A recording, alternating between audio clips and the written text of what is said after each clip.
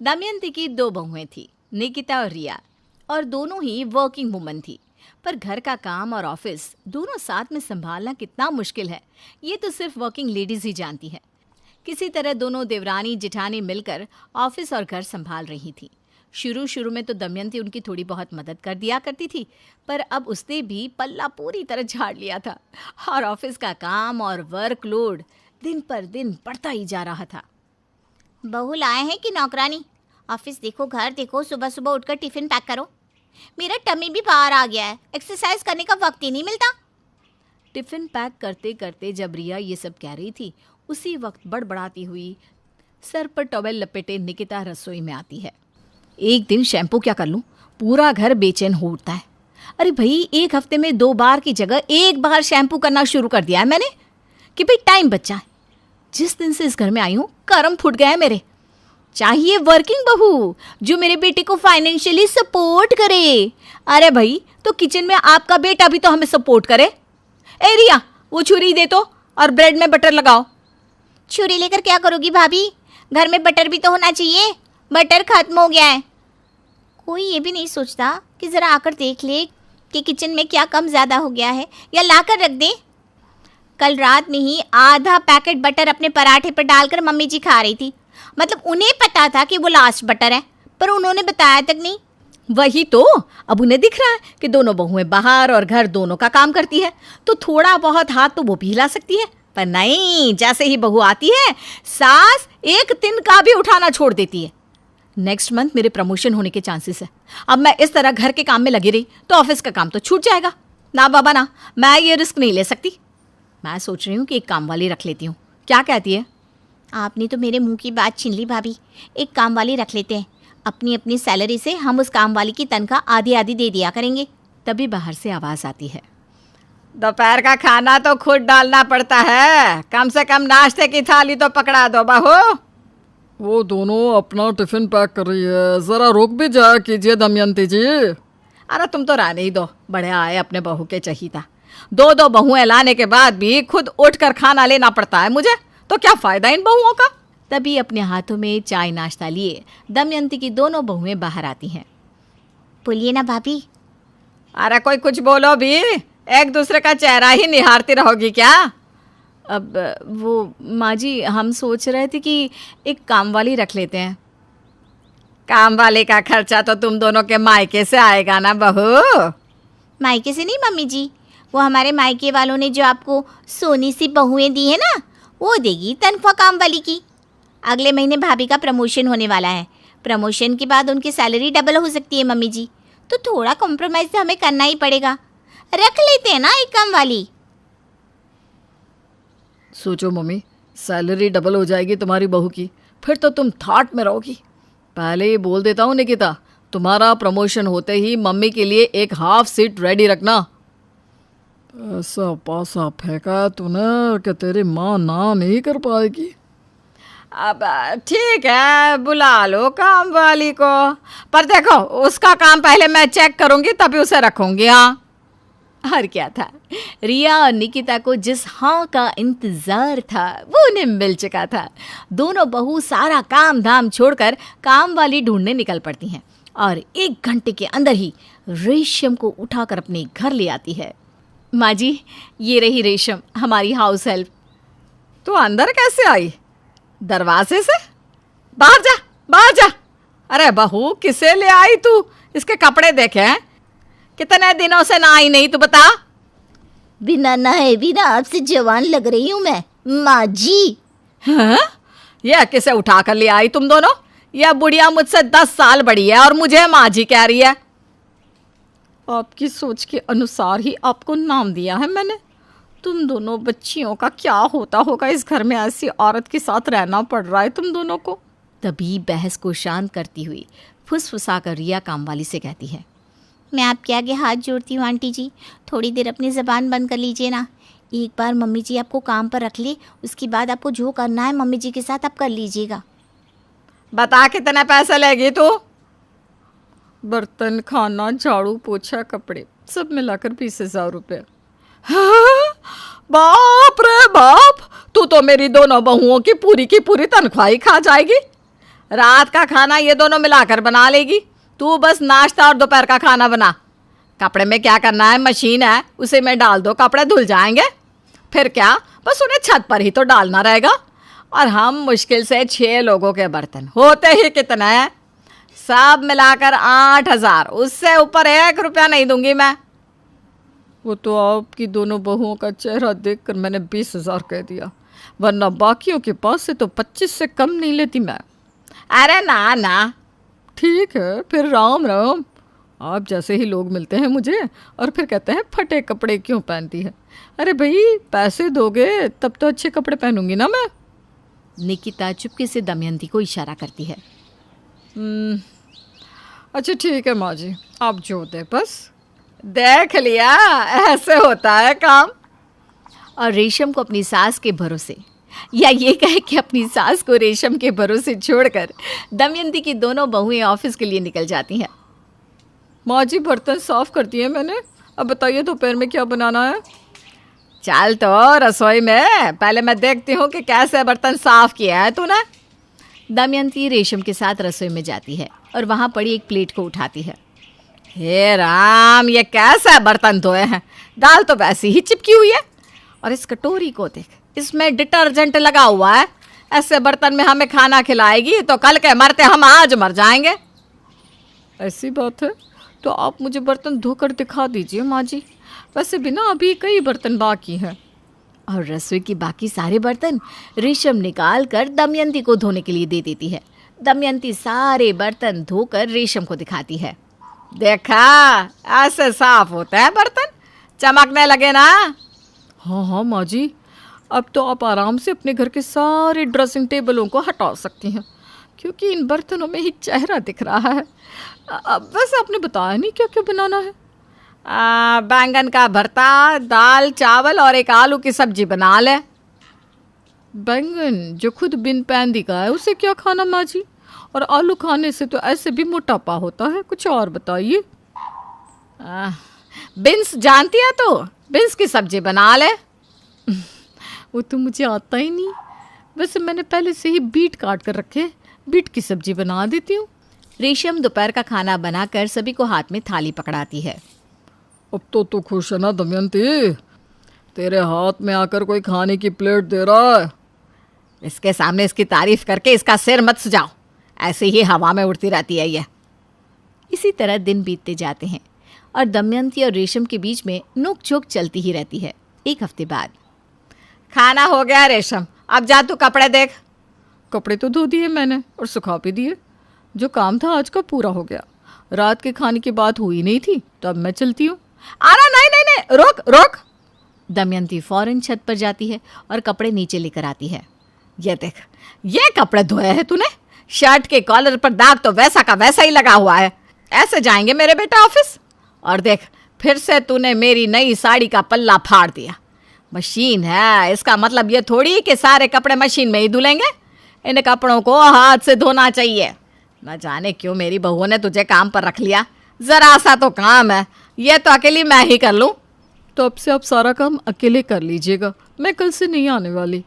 गुस्से में रेशम अपना फ़ोन उठाती है और रिया को फ़ोन करती है। 1 मिनट रुकिए भाभी, मैं निकिता भाभी को कॉन्फ्रेंस में लेती हूँ। आप दोनों भाभियाँ मुझे बड़ी इज्जत से इस घर में लेकर आई थी, पर अब ना मुझसे और बर्दाश्त नहीं होगा। आपकी सास तो मेरे सर पर ही बैठी रहती है, मैं यहाँ और काम नहीं कर सकती। अभी काम छोड़कर मत जाओ ना, मैं तुम्हारे आगे हाथ जोड़ती हूँ। फ़ोन स्पीकर पर तो नहीं है ना? नहीं नहीं है। 12 की जगह मैं 13,000 देती हूँ। अब तो ठीक है, रुक जाइए ना आंटी जी, ऐसे मत जाइए। आप दोनों भाभियों को बड़ा मानती हूँ इसलिए रुक रही हूँ, वरना नहीं रुकती। हाँ, बता देती हूँ। हर 7 दिन में 6ठी बार काम छोड़ते छोड़ते रेशम रुक जाती है। पर आगे कब तक रेशम इस घर में काम करती रह पाएगी, वो तो आगे ही पता चलेगा। नमिता और उसके मम्मी पापा कचरा उठाने का काम करते हैं, जिस वजह से उनके घर में 2 वक्त के खाने के साथ लोगों की गालियाँ और ताने भी आते हैं। एक दिन नमिता कचरा उठा रही होती है कि तभी फोन में देखते हुए एक आंटी वहाँ नमिता से टकरा जाती है। छी छी, ए लड़की, तू देख कर नहीं चल सकती क्या? पर मैम साहब, मैं तो अपनी जगह पर ही हूँ, आप फोन में देखते हुए चल रही थी। अरे एक कचरे वाली होकर मुझसे जुबान लड़ाती है। अब घर जाकर दोबारा नहाना पड़ेगा, पूरा गंदा कर दिया, कितनी बदबू आ रही है। ऐसा बोलते हुए आंटी वहाँ से चली जाती है और उनकी बातों से दुखी नमिता आंखों में आंसू लिए काम करती रहती है। इसी तरह दिन बीतते हैं और एक दोपहर नमिता अपनी मस्ती में गाना गुनगुनाते हुए कचरा इकट्ठा कर रही होती है कि तभी जिंदगी एक सफर है सुहाना, यहाँ कल क्या हो किसने जाना, जिंदगी। तभी उसकी टक्कर मोहन से हो जाती है। अरे देखकर काम करो। मुझे माफ कर दीजिए साहब, गलती से टक्कर हो गई, मैंने जानबूझकर कुछ नहीं किया। ऐसा कोई जानबूझकर भला करेगा भी क्यों, खुश नहीं होता। सोचा नहीं था कि कभी कोई मेरे साथ इतने अच्छे से बात करेगा। अरे जो नहीं करता वो इंसान कहलाने के लायक नहीं, तुम्हें उनके बारे में सोचना तक नहीं चाहिए। मोहन वहाँ से चला जाता है और नमिता उसकी बात को सोचते हुए दोबारा काम पर लग जाती है। इसी तरह समय बीतता रहता है। एक सर्दियों की सुबह कचरा उठाते हुए नमिता ठंड की वजह से पास के घर की सीढ़ियों पर ओत लेकर बैठ जाती है। कुछ ही देर बाद उस घर की मालकिन वहाँ आ जाती है। हाय तौबा, मेरा सारा घर गंदा कर दिया। अरे मैं घर के सामने गंदगी नहीं होने देती और तू पूरी की पूरी गंदगी मेरे घर की सीढ़ियों पर ही आकर बैठ गई। मालकिन ठंड बहुत है इसलिए कुछ देर बैठ गई, अभी चली जाती हूँ और सफाई भी कर दूंगी। अरे यहाँ बैठकर घर पहले ही गंदा कर चुकी है, अब छूकर अशुद्ध भी करना चाहती है। अपनी माँ के चिल्लाने की आवाज सुनकर मोहन घर से बाहर निकल आता है। जहाँ नमिता को देख वो किसी तरह अपनी माँ को शांत करके घर में वापस भेज देता है।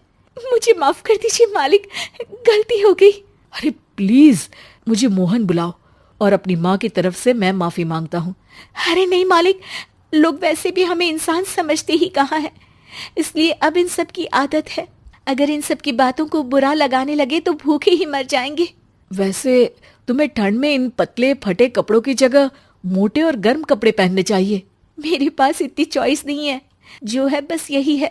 और जब घर में मम्मी पापा भूखे बैठे हो तो क्या सर्दी और क्या गर्मी। चलती हूँ साहब। नमिता तो वहाँ से चली जाती है, लेकिन अब मोहन उसके बारे में सोचना ही बंद नहीं कर पाता। कुछ दिनों बाद नमिता दोबारा कचरा उठाने मोहन के घर के पास आती है, जिसे देख वो एक नया गर्म सूट लेकर उसके पास आता है। ये तुम्हारे लिए है। शुक्रिया मालिक, पर ये तो नया है। हाँ, किसी को गिफ्ट में नई चीज ही तो दी जाती है। हमें कोई गिफ्ट नहीं देता, हाँ, नई चीज तो बिल्कुल नहीं, पर आपका बहुत शुक्रिया। चलती हूँ, बहुत काम बाकी है। एक बार फिर नमिता मोहन को अपनी सीधी बातों और साफ दिल से प्रभावित करके चली जाती है। अब मोहन उसकी बातों और सोच में खोया रहने लगता है। जितनी बार नमिता उसके घर के करीब आती है, वो किसी न किसी बहाने उससे मिलता रहता है। ये सिलसिला लंबा चलता है, जिसमें धीरे धीरे दोनों एक दूसरे से प्यार करने लगते हैं। नमिता, क्या तुम मुझसे शादी करोगी? मुझे नहीं लगता कि ये सही है। तुम्हारे घर वाले और समाज के लोग मुझे कभी नहीं अपनाएंगे। मेरी वजह से तुम क्यों अपना जीवन खराब करना चाहते हो? मेरा जीवन तुमसे शादी करने के बाद नहीं, बल्कि शादी नहीं करके खराब होगा। मेरी बात मानो, सब ठीक होगा, भरोसा रखो। मोहन के प्यार और उस पर भरोसे के साथ नमिता शादी के लिए हाँ कह देती है और अगले ही दिन वो दोनों कोर्ट मैरिज कर लेते हैं। इसके बाद मोहन नमिता को लेकर जैसे ही घर पहुंचता है तो वहाँ उसकी मम्मी, जो अपनी सहेलियों के साथ किटी पार्टी कर रही होती है, उन्हें एक साथ देखकर हैरान रह जाती है। हाय राम, कल मुही करम जली, तुझे एक दिन सीढ़ियों पर बैठने के लिए कुछ जरा बहुत बोल क्या दिया। तूने तो बदला लेने के लिए मेरा बेटा ही फंसा लिया। अरे जिस लड़की की हमारे सामने खड़े तक होने की औकात नहीं, मोहन तू सीधा उससे शादी करके घर के अंदर ही ले आया। हाय हाय बहन, अब तुम समाज में क्या मुंह दिखाओगी? अरे मेरी बात मानो, अब बाहर निकलना ही बंद कर देना। आंटी जी, मेरी माँ का तो पता नहीं, पर आप आज बाहर निकलकर दोबारा इस घर में कदम मत रखना। अरे हम ऐसे कचरे वालों के घर में आकर अपनी इज्जत खराब करने का शौक भी नहीं रखते। अगर यही कचरे वाली आपके घर का कचरा उठाना बंद कर दे तो उस आलीशान मकान में आप 2 दिन भी नहीं रह सकती। पता है क्यों? क्योंकि आप जितनी गंदगी फैलाते हैं ना, उसे ये साफ करती है, इसलिए आपका घर साफ रहता है और आप उस पर घमंड कर पाती है। इस हिसाब से तो आप और हम कचरे वाले हुए, ये नहीं कुछ भी हो, बीमारी, ठंड या गर्मी, ये हमेशा अपनी फिक्र ना करते हुए आपको सेफ एंड क्लीन रखने के लिए सफाई करने आती है, और आप इसे ही गंदा बोलती है। शर्म करो। मोहन की बात सुन के सबको अपने कहे पर शर्म आने लगती है, जिस पर वो नमिता से माफी मांगते हैं और मोहन की मम्मी भी उसे अपना लेती है। देखो मीरा, माँ का पूरा ख्याल रखना है, उनसे अब काम नहीं होता है। क्यों, क्या हो गया है? तुम्हारी माँ तो हट्टी कट्टी दिख रही है, पूरी शादी में घोड़ी की तरह नाची है, अब क्यों काम नहीं होता उनसे? वो माँ प्रेग्नेंट है ना, बच्चा होने वाला है। मैं कभी भी भाई बन जाऊंगा इस साल के अंत तक। क्या बोल रहे हो? वो सर पर हाथ रखकर बैठ जाती है। यार, पहले क्यों नहीं बताया? कैसा मजाक है ये? झूठ बोल रहे हो ना? हाँ, झूठ बोल रहे हो ना? तभी ससुर की आवाज आती है। बहू, पानी गरम कर दे, तेरी सास को दवाई देनी है। समय पर दवाई ना दी तो परेशानी हो जाएगी। और हाँ, जरा काजू पीस कर दूध में मिलाकर ले आना। तेरी सास खुद से तो अपनी संभाल करेगी नहीं। हे भगवान, ये मैं क्या सुन रही हूँ? ये ससुर जी को क्या हो गया है? मैं क्या सोच कर आई थी? हाय रे, मैं तो किसी को मुंह भी नहीं दिखा पाऊंगी। अब ये रोना धोना बाद में करना, पहले गर्म पानी कर दो। माँ को दवाई देनी होगी, और हाँ, रात को माँ के पैरों में तेल लगा देना। बहू को गुस्सा आ जाता है, वो बड़बड़ करती किचन में जाती है जहाँ उसका ससुर खड़ा होता है। एक बड़ी जिम्मेदारी है हम सबके सर ऊपर। इस उम्र में माँ बनना खतरे से खाली नहीं होता। हाँ हाँ, पता है। तो क्यों बन गई माँ? अरे खतरे से कम नहीं है तो क्या जरूरत थी लल्ला पैदा करने की?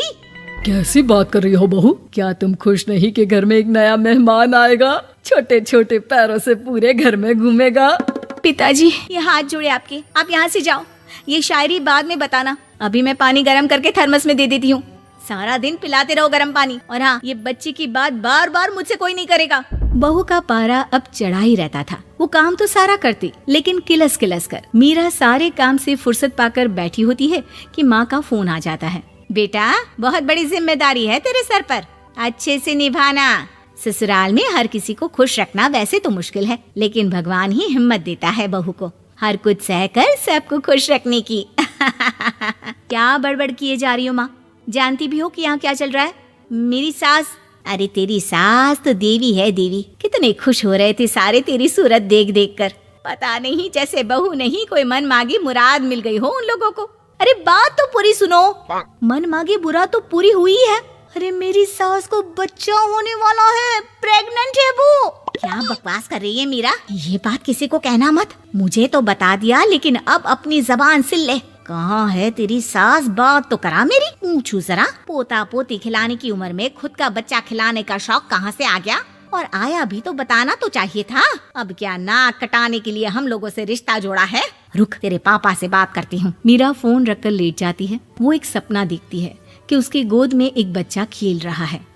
भाभी की गोद में कितना खुश दिख रहा है ना। लग ही नहीं रहा कि भाभी है। मैं तेरे लिए क्या लाया हूँ, सोने की बालियाँ। तेरी शादी में तो मैं बुढ़ा हो जाऊंगा ना। अरे कैसी बात कर रहा है बेटा, इसकी जिम्मेदारी तो तू ही लेगा। हम लोगों का तो कोई भरोसा नहीं, कब ऊपर वाला उठा ले। बहू को सास को देख देख कर गुस्सा आ रहा था। तभी वहाँ पड़ोसन आ जाती है। अरे बहू, तुझसे तो पूछने से भी डर लगता है कि कब खुशखबरी सुना रही है। अब तो अपनी 1 महीने की ननद की ही जिम्मेदारी संभाल ले, बहुत है। अपने जेवर भी रख देना और पैसे भी जमा करना शुरू कर दे। वो बात आगे बढ़ाती उससे पहले ही बहू जोर से चिल्लाकर उठ जाती है। नहीं नहीं नहीं नहीं, मैं अपने जेवर किसी को नहीं दूंगी। अरे कौन ले रहा है तुम्हारे जेवर?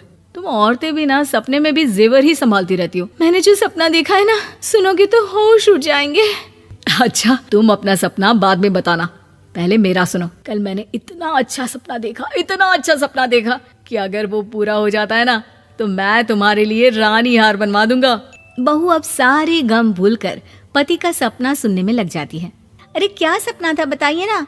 बोलिए भी तो, क्या सपना है? मैं पूरा कर दूंगी अगर बात रानी हार की है तो। बोलिए बोलिए। मैंने रात को सपना देखा कि माँ को बेटी हुई है और मुझे बहन। सच्ची, इस घर में बेटी हो जाए तो मैं तो झूम ही उठूं। मीरा का मुंह बन जाता है। वो चुप हो जाती है और सपने की बात याद करती है कि बेटी हुई तो उसे ही अपने गहने उसे देने होंगे। फिर तो रानी हार की जरूरत पड़ेगी ही। भाई लड़की बड़ी होगी, उसकी शादी होगी तो जेवर तो चढ़ाने ही होंगे ना। कहाँ से आएंगे वो? कितने समझदार हो तुम मीरा। मैंने भी यही सोचकर तुम्हारे लिए रानी हार लेने का सोचा था। अरे फूटी किस्मत मेरी जो ऐसा परिवार मिला। मेरे पापा की तो मैं अभी क्लास लगाती हूँ, जो सब जानते हुए भी ऐसे परिवार में मेरी शादी कर दी। बहू पिता को फोन लगाने ही वाली होती है कि ससुर की फिर से आवाज आती है। बहू, गरम पानी ले आ जल्दी, थर्मस में खत्म हो गया है। बाद में खबर लेती हूँ मैं पापा की, पहले सास को गर्म पानी दिया हूँ। बहू अभी किचन में काम कर ही रही थी कि मीरा के मम्मी पापा आ जाते हैं। वो हाथ में ढेर सारे फल लेकर आते हैं। मीरा के पिता मीरा के ससुर से कहते हैं, लीजिए भाई साहब, ये फल रखिए, बहन जी को खिला दीजिएगा। वैसे कैसी है उनकी तबीयत? बस पता तो है आपको, ऐसे वक्त में जो होता है बस वही सब। मुझे तो सुनकर बहुत गुस्सा आया था, लेकिन चलिए, भाग्य में जो है लिखा उसे कौन टाल सकता है। डॉक्टर को दिखाए? हाँ, बस डॉक्टर आने ही वाला है। अच्छा हुआ आप लोग भी आ गए। उतने में एक सुंदर सी लेडी डॉक्टर आती है। पेशेंट कौन है आप? अरे नहीं जी, मैं तो बहू हूँ इस घर की। मैं तो अभी सोच भी नहीं सकती पोता या पोती के बारे में। अभी तो मेरी सास ही। अरे चुप हो जाना, देख तो ले, डॉक्टर है ये, किसी के भी सामने गुस्सा फोड़ देती है। डॉक्टर कमरे में जाती है और थोड़ी देर बाद बाहर आ जाती है। पीछे से सास भी निकल आती है। हे भगवान, इतना दुख तो किसी को भी ना दे जितना मुझे दिया है। देखिए बहन जी, आप लोगों को तो ये सोचना भी नहीं चाहिए था। वही तो मैं भी कह रही थी कि आप लोगों के लिए तो सोचना भी गुनाह है, लेकिन अब पछताए होत क्या जब चिड़िया चुग गई खेत। डॉक्टर वहाँ से चली जाती है। मैं माँ नहीं बन सकती, मैं प्रेग्नेंट भी नहीं हूँ। ये कैसे? तुम तो बोल रही थी कि अरे वो गैस का दर्द था और पेट भी गैस से फूल रहा था। डॉक्टर ने चूर्ण दे दिया है, गर्म पानी से फाँकना है। हाँ? मैं अभी लाती हूँ गर्म पानी। अरे मैं तो गीजर ही लगा देती हूँ। हाय रे, खुशी के मारे पागल ना हो जाओ। इनकी ये आदत मेरी मुसीबत बन गई है। 1 घंटे पहले बताएंगी दोस्त आ रहे हैं खाने पर, और फरमाइश मटर पनीर, गाजर का हलवा, पराठे। पहले भागकर बाजार से सामान लाओ, फिर पकाओ। मैं तो नौकरानी हूं ना, पत्नी तो मानती ही नहीं मुझे। मिताली अपने पति कुणाल की मेहमान नवाजी से परेशान थी। कुणाल हर दूसरे दिन किसी को खाने पर बुला लेता, कभी कॉलेज के दोस्त तो कभी ऑफिस का दोस्त, कभी पड़ोसी तो कभी बॉस, वो भी मिताली को बिना बताए। ऐसे में वो बेचारी परेशान होती रहती। लो, आ भी गए इतनी जल्दी। मिताली, देखो कौन आया है। मेरे कॉलेज के दोस्त चेतन, मदन, कार्तिक और रोहित। आज आपने अचानक खाने पर बुलाकर इतना बढ़िया सरप्राइज दिया है हमें। आपको सरप्राइज मिला और मुझे शौक। क्या कहा? कुछ नहीं, आइए बैठिए, खाना बस बनने ही वाला है। अरे अभी तक खाना बना नहीं? जी, घर में ना पनीर था, ना मटर, ना हलवे की गाजर, और आपने तो यही बनाने का ऑर्डर दे दिया था।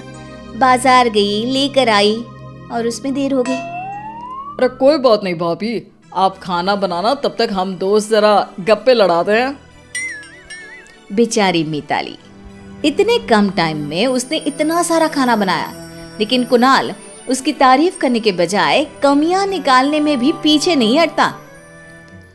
आज दोस्तों से मिलकर मजा आ गया, लेकिन तुम्हारे मटर पनीर ने मजा खराब कर दिया। क्या मतलब? मतलब ये कि मटर कच्चे रह गए थे और पनीर ग्रेवी से अलग तैर रहा था। अरे कैसा खाना बनाया है तुमने? एक तो मैंने इतने कम टाइम में इतना खाना बनाया, मेरी तारीफ करना तो दूर, उल्टा मुझे सुना रहे हो। सुना नहीं रहा हूँ, समझा रहा हूँ। अगली बार खाना ठीक से पकाना। पक तो मैं गई हूँ पूरी तरह। अगली बार तुम किसी को बुलाओ तो जरा जल्दी बता देना। अरे जब प्लान ही अचानक बना तो पहले कैसे बताता? और समाज में रहना है तो लोगों से रिश्ते बना कर रखने पड़ते हैं।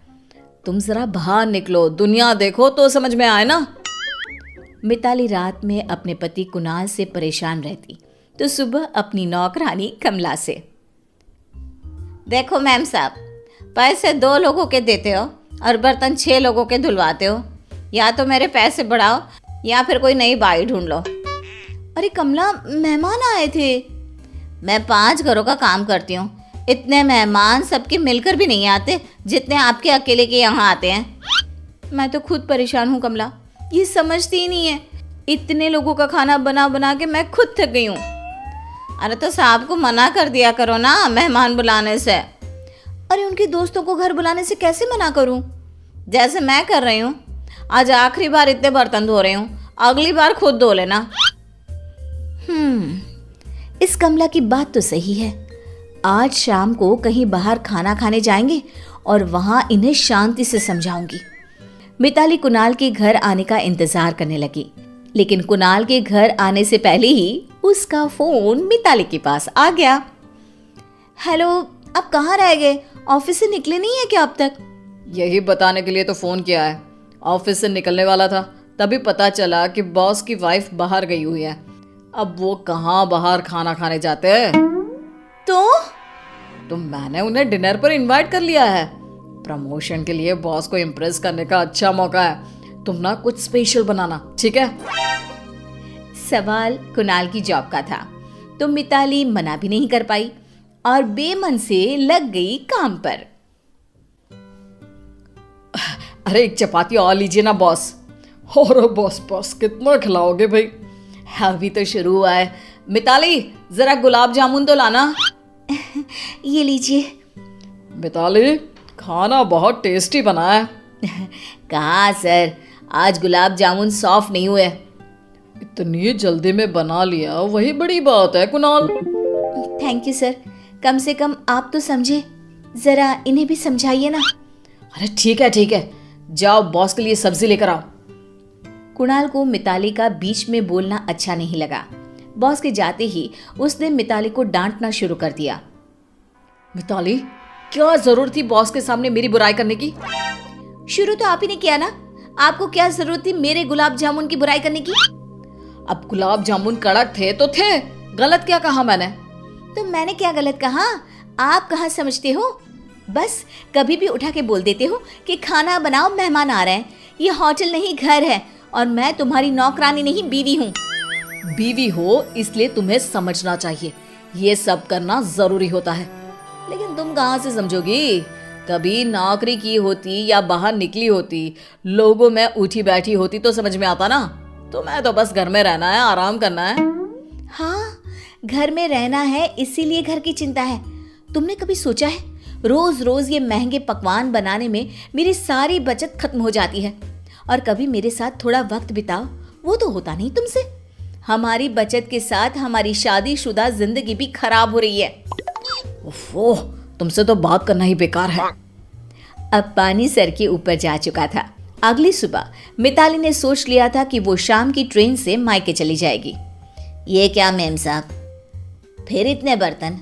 मैंने कहा था ना अब मैं ये सब नहीं करूंगी। अरे तो मत करना, मुझे कुछ नहीं पड़ी, मैं भी ये घर छोड़ के जा रही हूँ। अरे ऐसा क्यों कह रही हो मेम साहब? मैं तंग आ गई हूँ इनकी रोज रोज की मेहमान नवाजी से।